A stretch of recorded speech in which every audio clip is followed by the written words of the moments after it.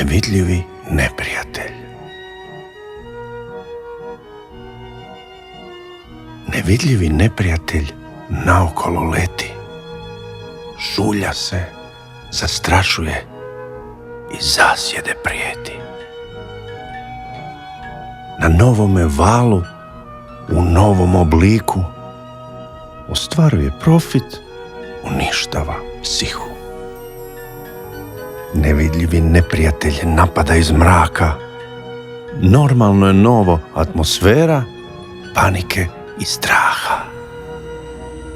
Brojač sa ekrana izvještava stanje, koliko je više onih što ih ima manje. Uniforma, titula, diploma, licenca, misao bez kontramisli, samim tim bez premca. Najbolje što mogu, maskiran se skriti i što dulje tako negativan biti. Ili na toplu preporuku propagandnih lica zasuči rukave, ne bez posljedica. To unapređenje slavit ćemo skupa, ja i cijela moja DNA struktura. Hrabre svjetske vlade stoje na braniku, brane čovečanstvo, mijenjajući mu sliku. Konačno će, nakon toliko vremena, biti kako treba, biti samo jedna. Napokon sigurnost, kamere posvuda, nema kriminala, čip me skenira i čuva.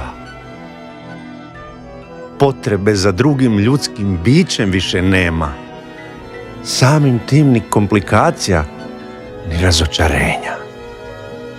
Nema muško-žensko, već korektno. Ono, dijete ravnopravno je sa mačkom, psom i slonom.